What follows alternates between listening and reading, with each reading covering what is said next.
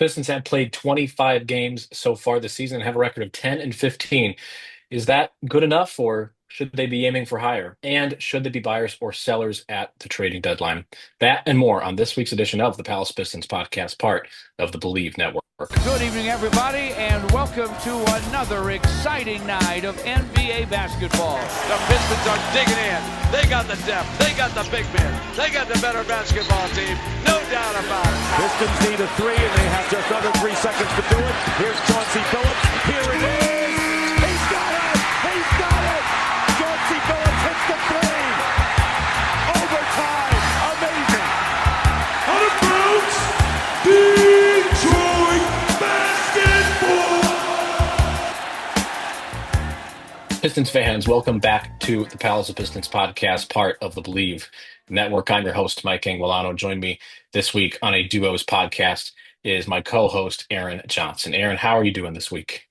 Doing good, man. Pistons have had a bit of an extended break, something that it seems like they haven't had all season long, with how many back-to-backs that they've had to play so far this season. So they're playing tonight. We're actually recording before the game, so they get Boston without Jason Tatum and Sam Hauser. So we'll see how they do after this extended break, but still plenty for us to talk about, even though they haven't been on the court for the past few days.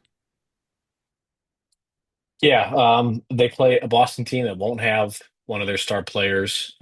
They played Boston, I think, the last time without Jason Tatum as well, and they ended up losing by 10 points. So we'll see what they can do. You'll already know the answer to this, listeners, as this will have come out the day after. But no matter, we're still going to have plenty to talk about with Detroit's season so far. But before we get into that, I do want to thank this week's sponsor, and that is BetOnline. And BetOnline continues to be the world's most trusted betting platform and your number one source for all online betting. From the earliest odds to in-game live betting, BetOnline provides you with all the action and the ability to watch the games as they happen. With the largest selection of odds on everything from football, the NBA, college basketball, NHL to UFC. Head to BetOnline today and don't forget to use the promo code BELIEVE, that's BLEAV, for your welcome bonus on your first deposit. Again, that's BLEAV, BELIEVE, the host of this podcast, for a welcome bonus on your first deposit. BetOnline, the game starts here.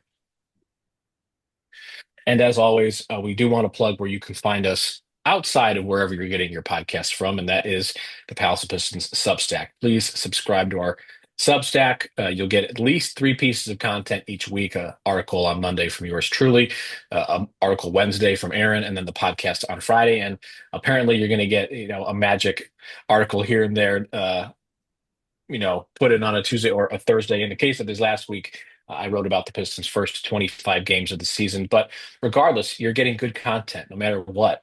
An article Monday, an article Wednesday, and the podcast on Friday. But please subscribe to our Substack. It is in the show notes or wherever you get your podcast, whether that be YouTube, Apple Podcasts, or Spotify. It's there. It takes just a couple of seconds, and it helps us out a great deal. So again, please subscribe to our Substack if you haven't already. And to those of you who have subscribed, thank you very much. Aaron, I think we're at 199 subs. If I am, if my memory serves me correct, I saw it this morning. Yeah, I think that is right. So definitely need people to keep pushing us up and up and up, and someone be that 200th subscriber to palesofpistons.com. So many of you read our work. You just need to hit that subscribe button or type in your email and hit the subscribe button. It's so easy, and it helps us out tremendously. It really does. I'll find the person who subscribed to 200, and I don't know. Maybe we'll do something nice for them. Who knows? But yes, if you haven't subscribed to our Substack, please do. Aaron, the Pistons have played 25 games so far this season. I know that everybody's probably totally inundated with, we've played a quarter of the season. Who's your MVP? Who's your most improved? Who's your, rookie of the year so far? And ours is going to be similar but different. 25 games is not a quarter of the season. It's a little more. It's about 70% remaining. So it's not a full quarter. But at 10 and 15, the Pistons are, to me, about where I think they should be. And for some reason, that has led to some people saying they should have a better record, and they probably should. Others are happy with 10 and think it's, huge growth, and they are also correct. But at 10-15, the Pistons didn't win 10 games until March of last year, um, which was actually this year, which was actually 2024.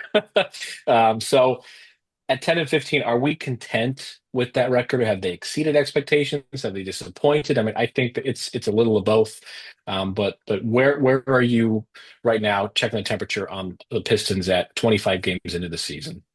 I agree that it's kind of a little bit of everything. 10-15, like you mentioned, last season they didn't get 10 wins until March, and here we are in the first few weeks of December, and they're already at 10 wins. I think where the disappointment stems from is, despite the growth that you've seen from the team, despite the higher compete level, despite the more wins that they have, they very easily should have a few more. They should be closer to 12-13 or 13-12 than 10-15. If you look at how they played late in games, I think it's something that, especially in the first 20 or so games, it was a real issue for them. It's gotten better as the season's gone on, but I think you go back to, the couple of Charlotte games where they lose to them late both times. The Hornets are not a good team, and those are games that if you're the Pistons and if you're talking about playing better, you're talking about being a better team, you win those games. You find a way to at least get one of those games, and the Pistons end up losing both of those late. They have several other games that they lost in very, very close fashion.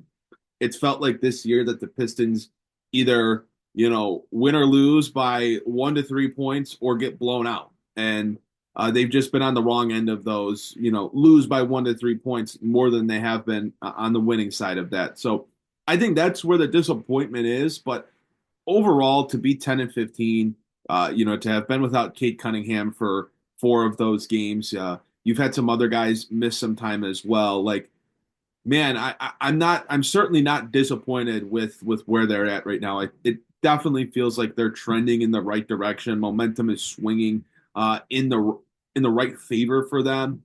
And I think that if you're watching this team, you can feel the tide sort of changing a little bit. And this isn't the final iteration of, that next Detroit Piston team to actually be good and to be a playoff team and to make some noise. Like, there are some bigger roster moves coming, but you look at the most important thing, and it's Cade Cunningham, and you look at how well he's played this season. You feel very comfortable about that.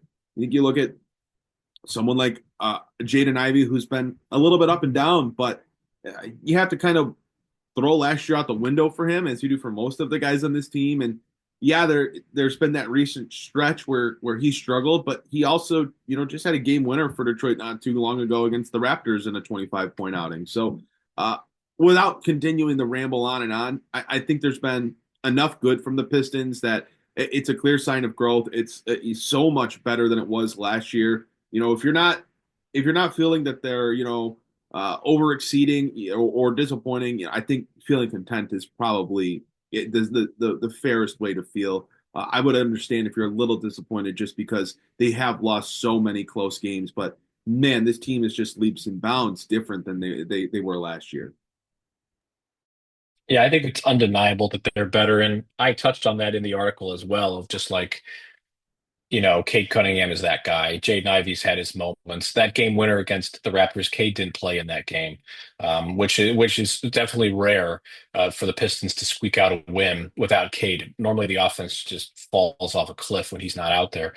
So that was very nice to see. And also, they should be beating teams that are bad, and the Raptors are not a good team. Um, Losing to Charlotte does sting, no pun intended, especially considering they were at the mercy of Brandon Miller on both of those losses. One was like a tip in at the last second, and the other he just completely outplayed anybody else on the floor in overtime. So those are definitely 2 winnable games, and Cade left early that other game too. So that's a huge factor.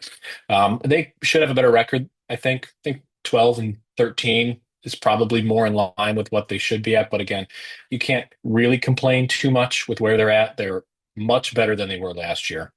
Um, I don't know where any disappointment can come from. They're 1 game out. Actually, they're like a half game out of a play-in spot. I think the Brooklyn Nets are a half game better than them. They're 10-14, and who knows the Nets could, completely fall off a cliff too, as they're trying to capture the flag.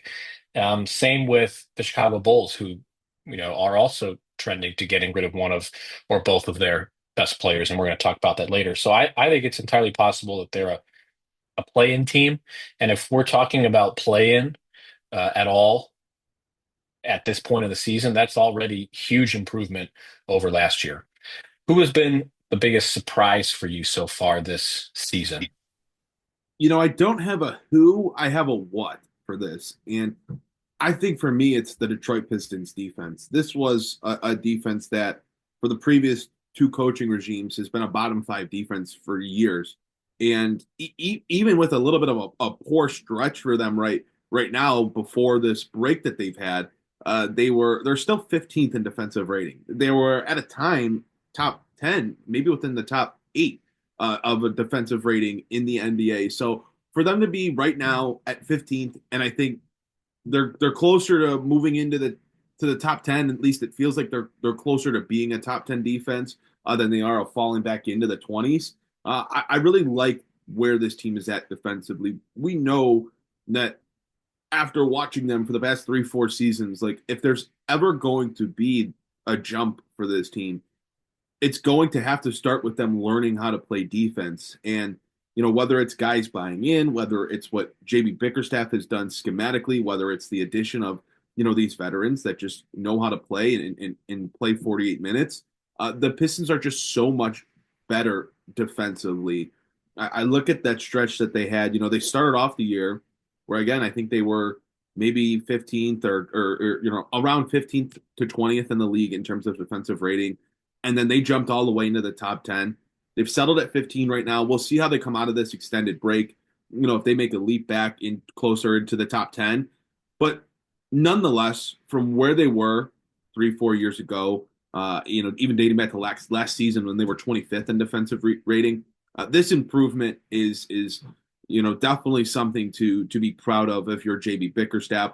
It's something that, Mike, better than probably anyone, he did in Cleveland as well. Cleveland was a bad defensive team when JB Bickerstaff took over, and by the time he had left them, they had become a really, really good defensive team. So it's part of JB Bickerstaff's agenda as a head coach, and it's something he certainly succeeded at with the Detroit Pistons. And I think getting Asar Thompson back, and as he kind of gets himself into the system a little bit more, is going to help that defense as well.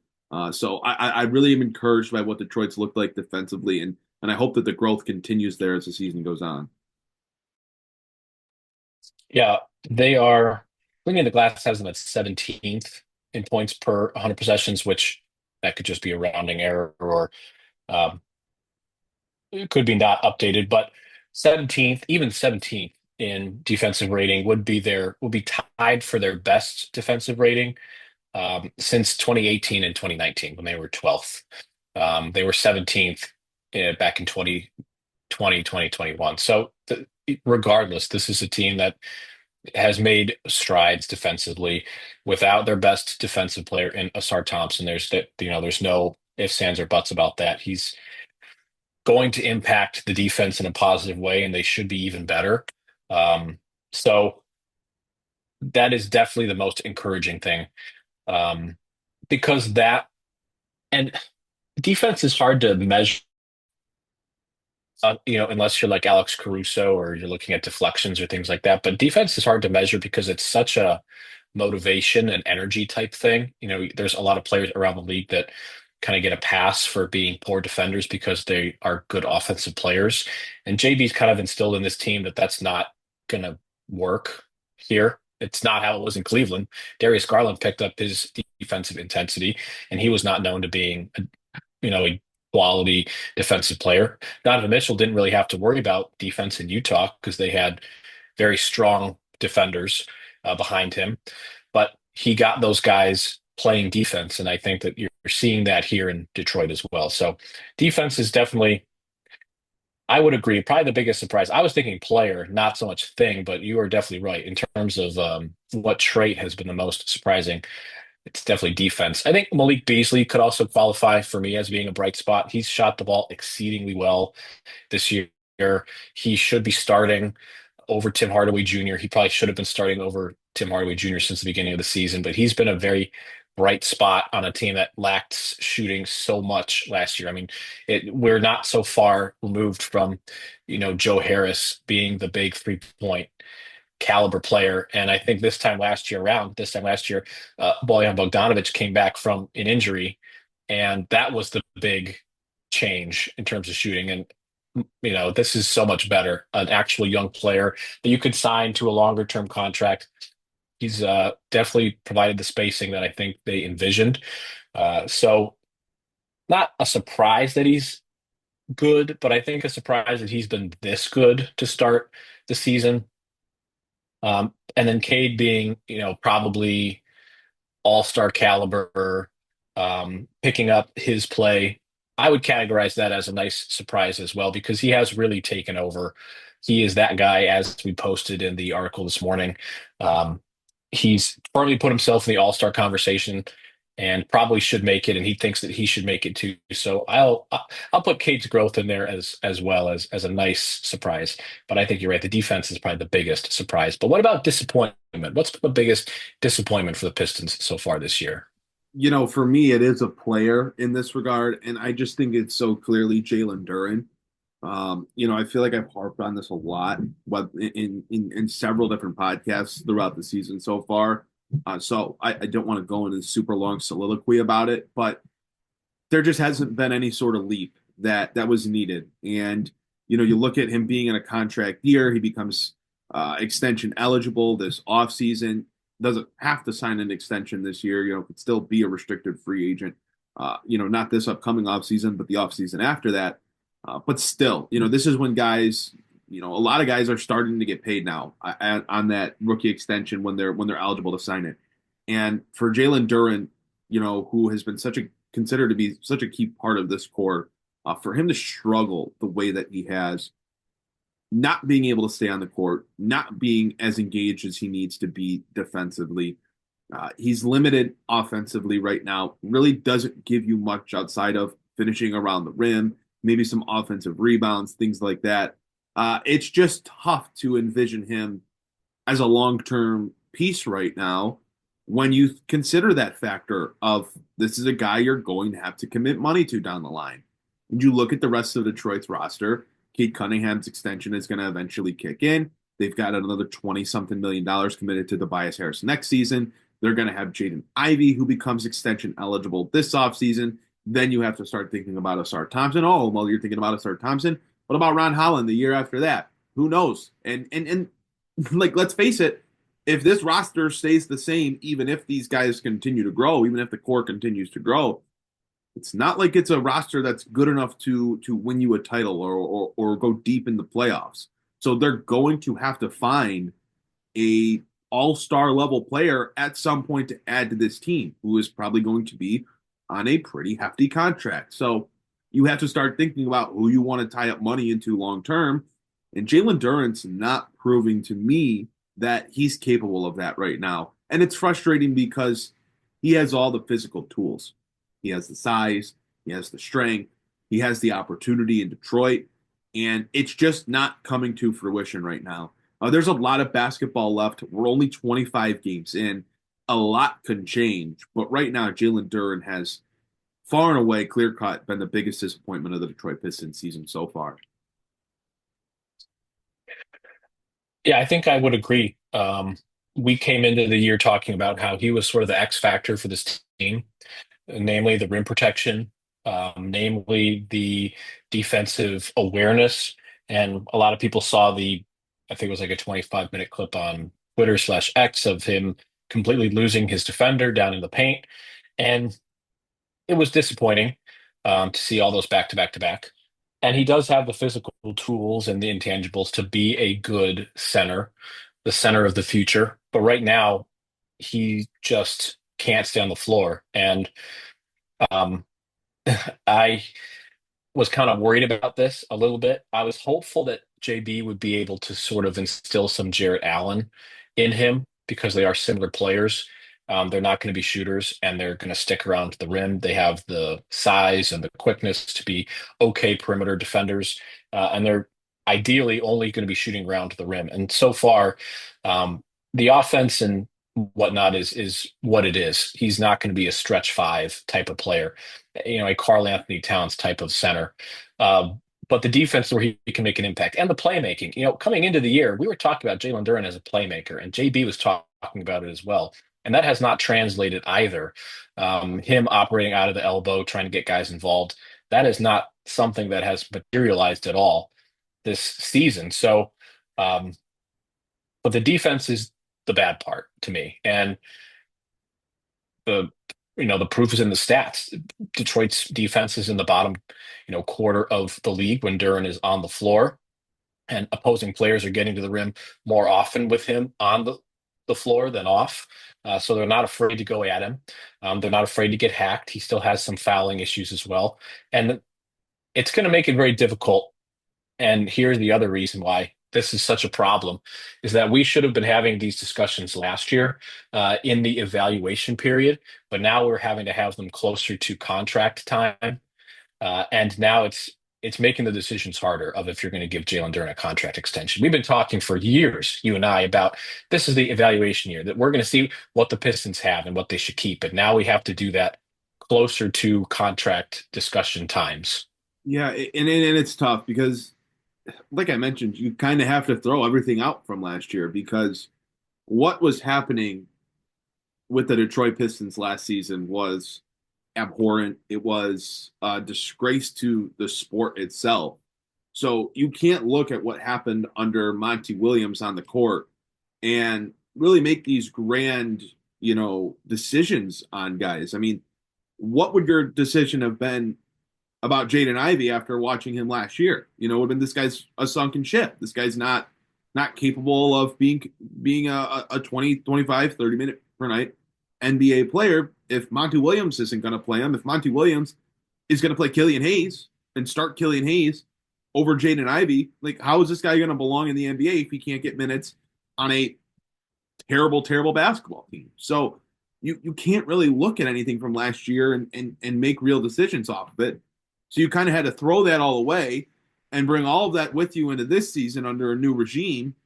And so far, sink or swim, Jalen Duren's sinking.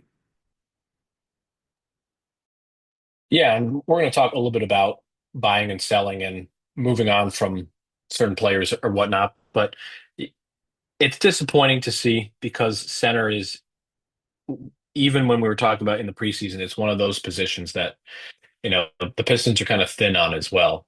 Paul Reed's fine, but Paul Reed's not the future of the position. Isaiah Stewart's been very good and is having one of his better statistical seasons, pound for pound, but he's a guy that's come up in trade talks. And can he play center full time? Can he be the starting five? He's been the energy insert type of five off the bench, but can he be a starting five? We just haven't seen that yet, or we haven't seen enough of it yet, to make that sort of justification. So that's a good segue into the discussion of should the Pistons be buying or selling? And we talked about their 10-15 record. They're a half game out of the playoff race. The Nets are 10-14 right there. And I think the Nets are a team that they're going to sink like a stone as soon as they can start to offload some of these players, which is pretty soon. I think the deadline to trade contracts like the 15th of December. So it's coming soon. You might start to see some teams make some early moves. I think there's been somebody did an article about early trades, and the Pistons had one of the earlier trades last year with Marvin Bagley. So should the Pistons be buying or selling? Yeah, I think they've been talked about as a Zach LaVine spot. Oh, I'm sorry. You go ahead. I just think this is a really interesting discussion because I think you can make a case both ways. December 15th comes around. A lot of big names are eligible. A lot of guys that signed their free agency contracts this past offseason become eligible to be traded. And you look at where the Pistons are at, it's going to be an opportunity for Trajan Langdon to really start to make the changes he wants to make with this team compared to what they looked like last year and how they were built under the previous regime. So, a lot of guys become eligible to be targeted, and the Pistons have guys that become eligible to be traded off. So if Detroit's sitting at 10-15, you already said it. They're a half game out of being in the play-in in a weak Eastern Conference. This front office, does ownership want Detroit to make that push to try to get in and see what they can do and see what that experience brings to this team? Can they make that push, kind of like the Magic did last year? And I think it's interesting. I wrote about earlier this week. I wrote about potentially trading for Zach LaVine. There was a Bleacher Report article that came out that hypothesized on a deal for Zach LaVine to Detroit, and it was Isaiah Stewart, Tim Hardaway Jr., Simone Fontecchio, and a 2027 second round pick going to Chicago for Zach LaVine. And so I wonder, if you're Detroit's front office and if you're Detroit's ownership, and if something like that's plausible, reportedly Zach LaVine's market is nothing. Nobody's really interested in him. He doesn't have the value, to get the Bulls anything crazy in terms of assets. So he probably doesn't cost all that much if the Bulls just want to get off his super large deal. If you're Detroit's front office, if you're Detroit's ownership, do you view Zach LaVine as a guy to pair with Cade Cunningham and feel like that's good enough to get you closer to that playoff spot? Is that worth it to you? Are there other moves, maybe more marginal moves? Now do the Pistons go out and have a backup point guard target in mind, something to solidify that second unit that's been a little bit of an issue for them this year when Cade Cunningham's off the court? So I think it's a really interesting discussion. I don't think you're sitting here at 10-15 and thinking it's time to start selling. I just don't see why you're trading Malik Beasley right now. If things continue to trend in the wrong direction in terms of record, Malik Beasley's still going to have value at the trade deadline, and you can move off of him then. But if you look at the impact that he's making on the court and in the locker room, I think there's a great case that at 28 years old, the Pistons should be looking at committing money to him down the line to stay here. I don't know what the value is on guys like Tim Hardaway Jr. or Simone Fontecchio. I think both of them have kind of been up and down this year, and so the value is probably not going to be great. We've talked about it before. I don't know who's trading for Jalen Duren right now. He's just been so bad this season, and there aren't that many teams that need a project center to work on developing. Most of the bad younger teams in the NBA already have that. And I'm not sure if a contender's trading for a guy that has struggled so much on the defensive side of the floor. So I just don't think there's a real position for the Pistons to be sellers yet. That's a discussion for when we get into February and we see if the Pistons have continued to progress, or maybe they've just treaded water. And so maybe the front office thinks they can move one or two guys to get a couple assets back. But I think if anything, the Pistons should be looking with cap space, with an open roster spot to maybe bolster the roster a little bit if possible. Yeah, I think it's a wait and see situation. It's too early. Just because you can make a trade on the 15th of December obviously doesn't mean you have to. And there are many players who become available. ESPN had a list of all 85 who become available. And I think there's only 3 for the Pistons. Fontecchio, Beasley, and Tobias Harris is technically trade eligible. There's a lot of guys across the league that you could look at and think, could use a backup point guard here, could use a backup center here. But I think you're right on the Jalen Duren front. No team is looking to take on a project center because, like you said, the teams that are poor enough that could be looking for young players don't need centers. Charlotte doesn't need a center. They have Mark Williams and Nick Richards. The Raptors don't need a center. Washington does need everything, but they just drafted a center, and they have Jonas Valanciunas, who they'll probably move on from. And the West is pretty loaded. It's hard to even say that there's any teams out West that are tanking yet. I mean, even the Spurs are in the thick of the race, and they already have a center, obviously, as well. So I think they should still be speculative. I don't really like to use the word like retooling on the fly type of thing because I know that's been like the new buzzword for NBA teams is like we're not going to rebuild, we're going to retool on the fly. Okay, but I do think the Pistons are one of those teams where it could fall into that category of we're going to retool while we continue to grow, and that means going after a backup point guard and a backup center, not shelling out, Jaden Ivey and moving him for X, Y, and Z. I don't even know if that means trading Isaiah Stewart for Zach LaVine. I don't know if I am interested in that, if I'm being totally honest. I think there's some value with him somewhere on this team. And if you better really believe in Jalen Duren, if you are going to be comfortable moving on from Isaiah Stewart on what looks to be a pretty okay contract at this rate. He's getting what, 4 for 68, 4 for 64, I think something along those lines. I think it's 68. I think it's 68. 4 for 68. I mean, that's a That bargain for what that he's brings up a providing. good point, and it's something that I've had a couple people ask me is, I know the Pistons have been connected to one of the bigger contracts in Zach LaVine on Chicago's roster, but what about Nikola Vucevic? I've had a couple people ask me if the Pistons should be interested in him if Jalen Duren is not capable of, you know, giving the Pistons what they need at the starting center spot. What are your thoughts on that? Um, I'm not super into Vooch personally, but I get the thought process with him. Yeah, I do. that's kind of where I'm at. I don't know. I think he's more of a put him on a playoff team, like a surefire playoff team, not a bridge playoff team that needs some other stuff. I think more importantly first. Yeah, I'll say that I think based on how Zach LaVine's looked this year, and I understand the contract, but when I compare him or Nikola Vucevic, both are on big deals. I think I'd rather take the gamble on Zach LaVine if you're gonna trade for one of the Chicago guys, just because I think like he gives something that Detroit does need. They need a consistent scoring threat outside of Kate Cunningham. And Zach LaVine has had a really, really efficient year. The big concerns for him are, is he going to stay healthy? And is how bad is that contract going to hamper you down the line? So, we mentioned earlier all these guys that Detroit theoretically has to pay in the future.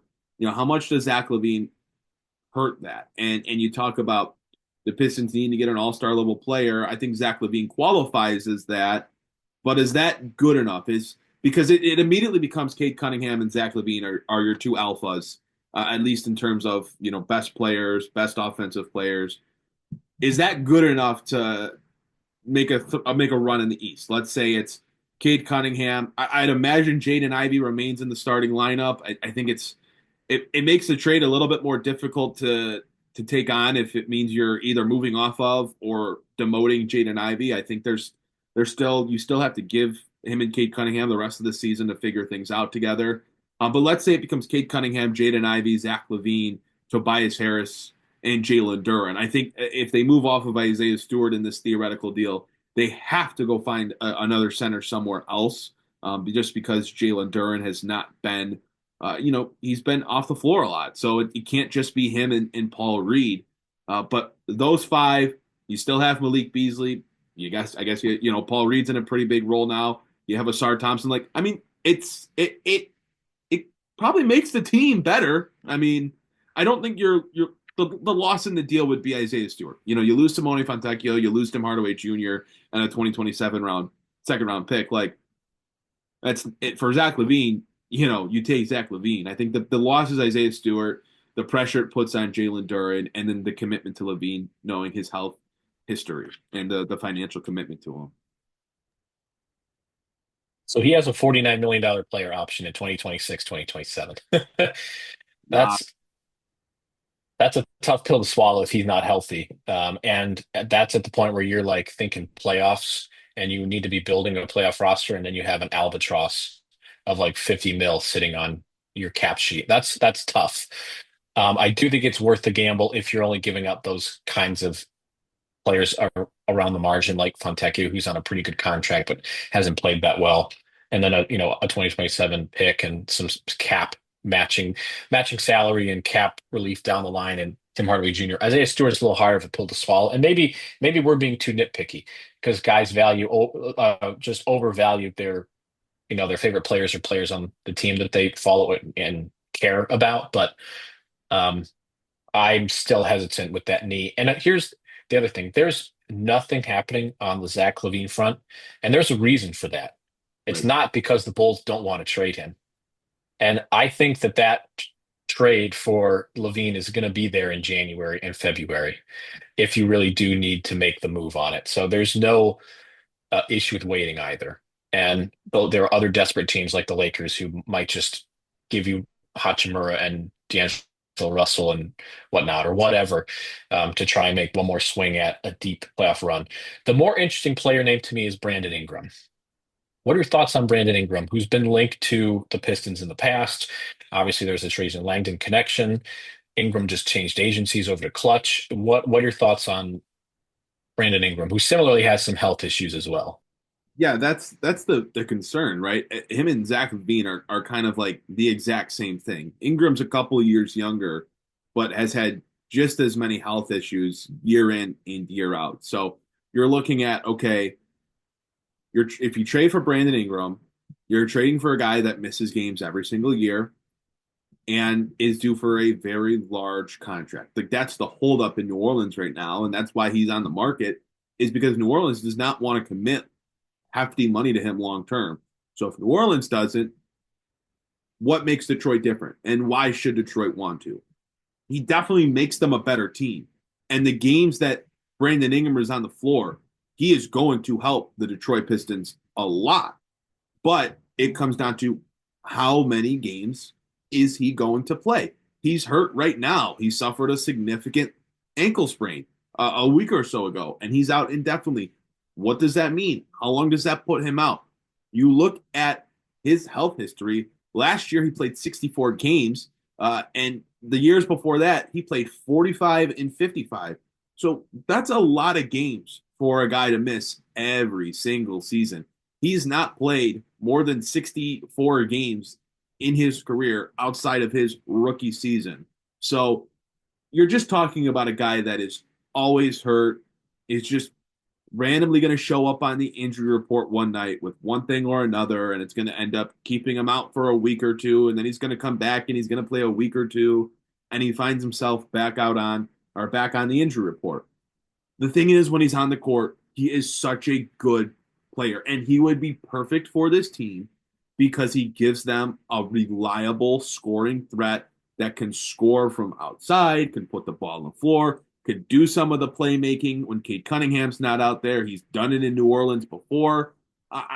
You'd love to have him, but I just don't know if the cost and the risk is worth it with him.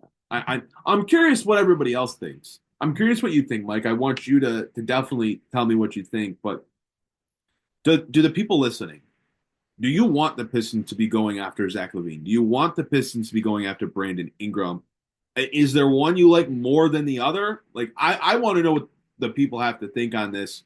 I'm very, very curious because you could talk me into either, I think, but I just don't know if the risk reward is worth it because both those guys have a checkered past when it comes to health, availability, and obviously the contract. Yeah, Brandon Ingram's 2 years younger, um, which is a plus, but he's looking at $50 million a year. I mean, there's only two reasons a player changes agencies so suddenly like that. He's either not getting what he wants in a contract negotiation, or he's trying to change teams. And there's a reason he's going to Rich Paul and Clutch, and it's to get a contract. Do you want the Pistons to be that team to give Brandon Ingram $50 million a year? I don't know. I don't really know if I want that. On paper, I want that because on paper, he's a lanky Kevin Durant light type player that gets to his spots wherever he needs to be and hits shots. And when he's hot and can be that type of player that can carry you. And he's been in a weird situation with the Pelicans because Zion Williamson's never really been healthy. DeJounte Murray wasn't healthy earlier in the year, and CJ McCollum hasn't been here the whole time either.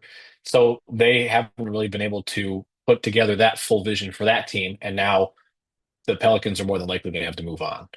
And they're not going to pay him that amount of money. That's just not going to happen. So he's more than likely going to be dealt. So what are you going to deal for Brandon Ingram, knowing that the Pelicans aren't going to probably have too many suitors, aren't going to get a huge package in return because they can't afford to let him walk?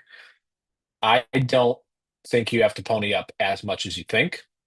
Somebody had reported that they think the Pelicans are going to get a quality player straight up for Brandon Ingram. That could be a lot of things.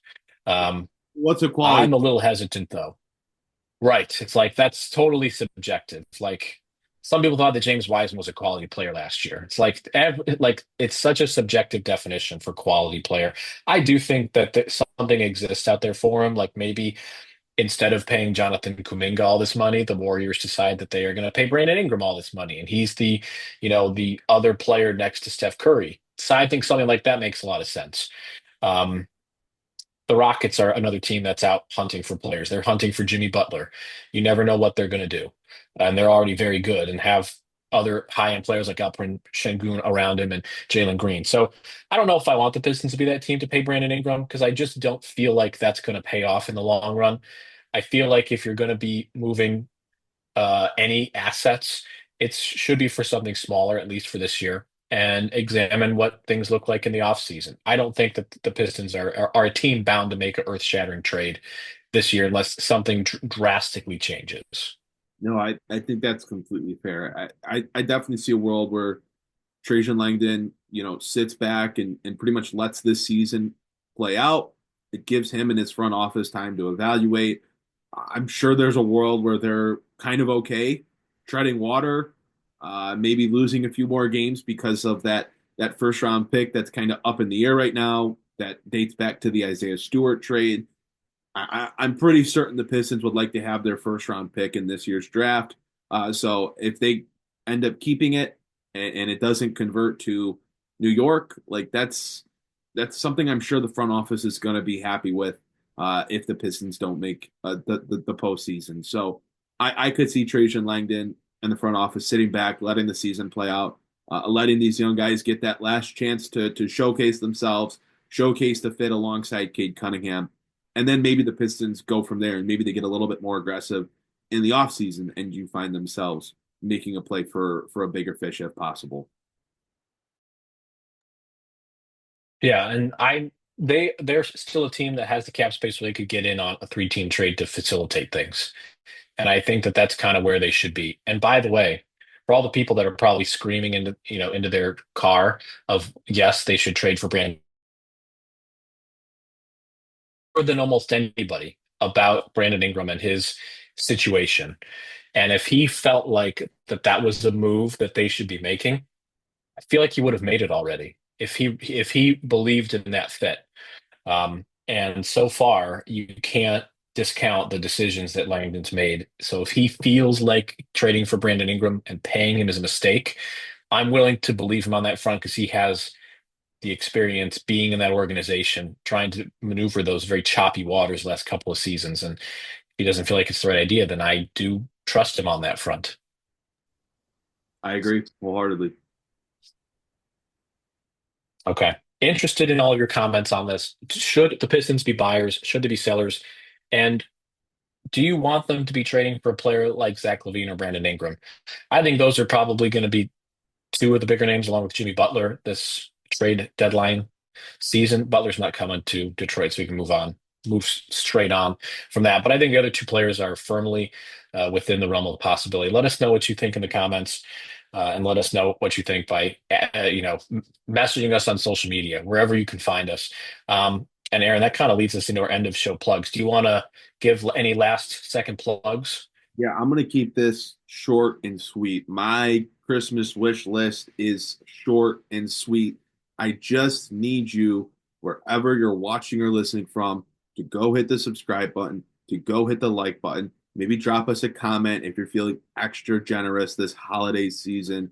We appreciate everyone that watches or listens. I actually ended up doing a solo podcast last week, and it had a lot of good traction on that. It had a lot of good feedback on that show. So want to hear what you guys have to say, and we just need that support as we continue to grow and do things. So if you haven't subscribed to our Substack, go and do it. If you haven't hit the subscription button on YouTube, go and do it. If you haven't followed us on Spotify, you haven't left us a rating on Spotify, please, it takes 5 seconds. Just go click those buttons. We appreciate it. Thanks so much, and wishing everybody a safe and healthy Christmas season. Good ending. We do have a podcast before Christmas. We might even have two pods before Christmas. But yes, that's a great gift idea. And guess what? It costs nothing. to give Aaron the exact gift that he wants this holiday season, it costs $0.00. Just have to subscribe. He's an easy man to please. It is just one extra subscription in your email inbox. And it's a great gift idea. And we really do appreciate the support. Aaron, any last thoughts before we wrap up this edition of the podcast and you head on to the coaching sidelines? Yeah, no, I'm good. I gotta hop in the car, so we gotta wrap this up.